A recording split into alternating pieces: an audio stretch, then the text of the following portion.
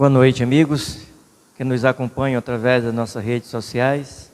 A graça do Senhor Jesus Cristo seja com todos. Muito obrigado por nos acompanhar.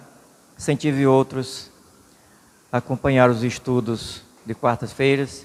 Também nós temos nossos cultos domingo, pela manhã, também à noite. Convido você a abrir sua Bíblia, se você tem Bíblia, o livro de Hebreus, capítulo 9, versículo 28.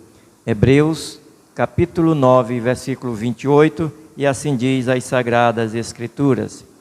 Assim também Cristo, tendo se oferecido uma vez para sempre, para tirar os pecados de muitos, aparecerá a segunda vez, sem pecado, aos que aguardam para a salvação. Amém. Querido Pai, a Tua palavra foi lida. Pedimos a Tua graça de nos abençoar, dando-nos a Tua direção, sabedoria e conhecimento para esse momento, Pai, de meditação da Tua palavra. Abre o entendimento de cada pessoa que vai ouvir, que o Senhor possa ajudá-las a entender e aplicá-la em suas vidas. Pedimos a Tua graça, em nome de Jesus. Amém.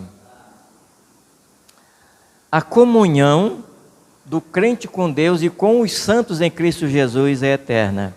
A comunhão do crente com Deus e com os santos em Cristo Jesus, ela é eterna. Diz o Hebreus que Jesus ele vai voltar para buscar aqueles que o aguardam, que o esperam. Então essa é a grande alegria do crente, do salvo em Cristo Jesus. Porque aqui nós não temos uma pátria, nós não temos aqui um país, digamos assim, esse aqui é definido. Não, a nossa pátria é celestial, onde Jesus Cristo está, que Ele vem buscar o seu povo. Então, como crentes em Jesus Cristo, o crente tem um relacionamento eterno com Deus. Como crentes em Cristo Jesus, todos os crentes redimidos, todos os crentes salvos em Jesus Cristo, têm um relacionamento eterno com Deus. Não é passageiro, mas é eterno.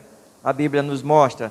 E esse relacionamento, ele continuará a viver com Cristo no céu e tem as seguintes promessas.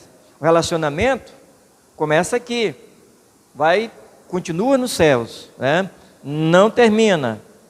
E Cristo, ele nos deu as seguintes promessas para aqueles que têm esse relacionamento com Ele. Primeiro, encontrar-se-á com Cristo quando Ele voltar com poder e glória. Mateus 16 e 27. Jesus Cristo ele vai voltar com grande poder e glória. Então, as pessoas vão ver Cristo, as pessoas vão olhar para aquele rosto, né? Um dia vão ver, mas os crentes vão ver esse arrebatamento, vão ver o Senhor em glória, quando Ele vier buscar os seus, e levará. Então veja bem, a promessa é encontrar-se com Cristo, mas somente para aqueles que são salvos por Cristo Jesus.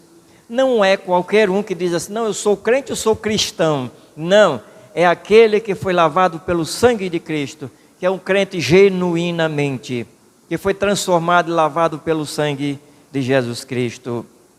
A segunda promessa que ele nos mostra é que o corpo terreno será transformado em um corpo glorioso. O apóstolo Paulo diz isso em Romanos 8, 23.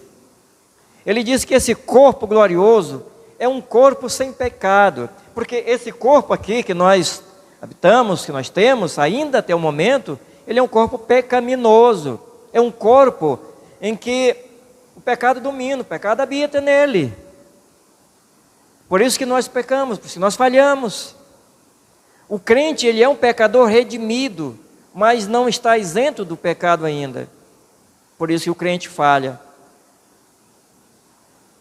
Mas a promessa para os crentes é essa, que Ele vai transformar esse corpo de pecado em um corpo glorioso. Esse corpo glorioso quer dizer um corpo sem pecado, corpo igualmente o de Cristo. É um corpo imortal. Porque até o presente, esse corpo é mortal, mas um dia há de deixar de ser mortal e há de ser imortal, né? Imortal. Essa é a promessa de Cristo. Então teremos um corpo imortal, um corpo incorruptível, onde nenhuma corruptibilidade, nada de pecado, nada de qualquer probabilidade, por mínima que seja, jamais chegará a esse corpo glorioso. É um corpo incorruptível. A incorruptibilidade, ela é total do corpo do crente. Essa promessa de Cristo, desse relacionamento que há de se encontrar com Ele. Nesse relacionamento, a Bíblia diz também que o crente vai viver para sempre com Cristo na cidade celestial. O apóstolo Paulo diz em 2 Coríntios, capítulo 5, versículo 1. E Paulo, ele afirma, ele diz que nós vamos habitar nessa cidade celestial. Ele diz que quando esse corpo, quando esse corpo celeste desfizer, nós vamos habitar num templo construído não por mãos humanas. E esse templo é a cidade celestial que Cristo construiu para os seus. Aqui nós vimos tantas das coisas que nos entristecem, não é? Mas na cidade celestial não tem corrupção, não tem engano, não tem mentira. É a cidade dos salvos, de todos os redimidos em Cristo Jesus. Essa é a promessa de Deus. Tendo esse relacionamento com Cristo, a Bíblia nos garante que o crente faz parte de uma grande multidão de crentes justificados em Cristo. Apocalipse 7, 9 e o capítulo também 22 e 14. Há uma grande multidão de crentes, somado em toda a face da terra.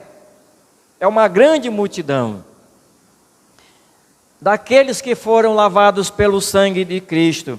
E esses crentes juntos, eles habitarão para sempre em paz e alegria, sem lágrimas e tristeza. Apocalipse 22, de 1 a 4. João, ele nos diz isso. Então veja bem, a promessa. Todos eles reunidos, todos eles juntos, viverão com alegria. É uma vida, é uma alegria eterna. Porque a razão da alegria está ali, que é Cristo. E nos diz que é sem lágrimas. Lá não haverá traição, ninguém para trair ninguém. Não haverá cobiça. Não. No céu não tem briga por poder, não tem briga para derrubar ninguém, não tem intriga do parente, do filho com o pai, do pai com a mãe, desse desentendimento, nada disso. Não haverá morte, por isso não terá lágrimas. Não haverá fome, ninguém terá essa crise de fome que não tem no mundo inteiro, muitas pessoas morrendo, outros chorando. Não existe isso, não existe traição, não tem lágrimas, não tem tristeza. João, ele disse que não viu tristeza. João não viu nenhuma fila de gente carregando um caixão, não. João não viu isso. João não viu nenhum hospital. João, ele disse, essas coisas já passaram, são daqui da terra. Daqui a gente passa tudo, né? Jesus disse, filhinho, no mundo tereis aflições, tem de bom ânimo, eu venci. Essa é a esperança do crente. Então, vivendo ainda aqui na terra, o crente, ele precisa manter-se. Como crente, nós vivemos aqui nessa terra, seja em qualquer parte desse mundo. Mas é preciso manter-se com uma vida dentro de um padrão bíblico, que é o padrão de Deus, os princípios bíblicos. Há muitos que pensam que ser um crente é viver de qualquer jeito, de qualquer maneira, viver a seu modo. Não, filho, você está enganado. Não é assim. A Bíblia tem princípios, e esses princípios são para serem seguidos por aqueles que seguem a Cristo. Primeiro, nós temos pureza de vida. A vida tem que ser uma vida pura. Então, aqui nós temos a pureza. Como eu estou vivendo? Você já parou para pensar em algum momento como é que você está vivendo? Você já parou para perguntar, será que a minha vida, a minha maneira de viver agrada a Deus? Deus aprova a minha vida? Viver em atividades numa perspectiva correta, em antecipação à volta de Cristo. Paulo diz isso em Filipenses 3:20. Qual é a sua perspectiva de vida? O que você pensa, o que você imagina, o que você quer para a sua vida em relação à volta de Cristo? O que você está fazendo agora? Você está com uma vida ocupada? Suas mãos estão ocupadas no serviço de Deus? Até que ponto você está envolvido ou envolvida com Deus? Até que ponto você está comprometido com os princípios bíblicos, para que você faça essa grande diferença no mundo onde você vive? O comprometimento de uma vida saudável, de uma vida em atividade, é um resultado de quem espera Cristo voltar.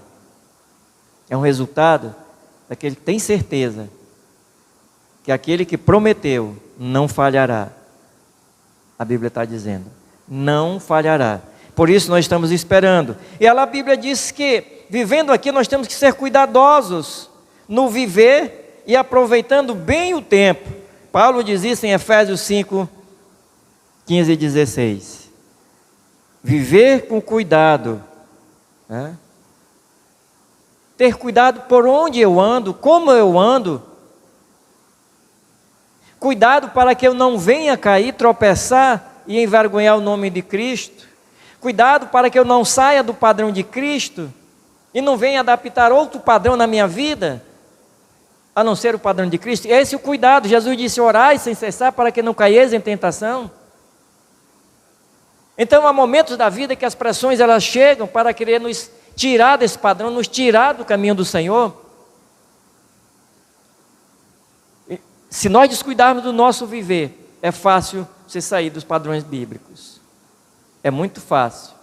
E o que você tem que fazer, o que nós temos que fazer, é viver ocupado nos caminhos do Senhor. Enquanto que nós vivemos, devemos encorajar uns aos outros. O Tiago diz isso em Tiago 5,11, encorajando um ao outro.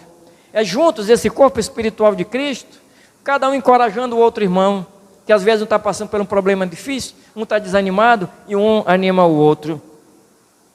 E confrontando cada um com a esperança da volta de Cristo. 1 Tessalonicenses 4, de 1 a 18. Paulo fala da volta de Cristo. A expectativa da volta de Jesus Cristo. Maravilhoso é aguardarmos a volta de Cristo. Quando às vezes eu olho e vejo as coisas estão fora do padrão bíblico, as coisas são terríveis, então eu me lembro da volta de Cristo. E a nossa vida é essa aqui, incentivando uns aos outros. Irmão, não desista. Não desistam, caminhem, prossigam, porque breve o Senhor há de voltar. O mal parece às vezes que está vencendo. E muitas das vezes a gente olha assim e diz, como é que isso vai acontecer? Mas lembrando que Jesus disse, eu venci, tens bom ânimo. Ele não perdeu o controle. Deus, em Cristo Jesus, Ele trouxe um relacionamento eterno, para que nós possamos desfrutar esse relacionamento com Ele. E desse relacionamento com Ele temos um relacionamento com nossos irmãos, que vamos viver com Ele eternamente, para a glória e honra do nosso Deus. Convido a você, meu amigo, a fazer parte desse grupo, dessa família de Cristo.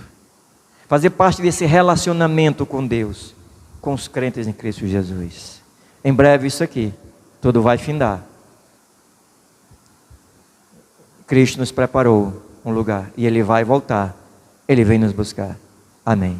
Pai, pedimos que o Senhor abençoe aqueles que ouvirão a Tua palavra, os que já e os que estão ouvindo, e aqueles que no futuro ainda possam ouvi-la.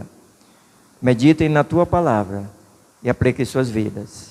Pedimos em nome de Jesus. Amém.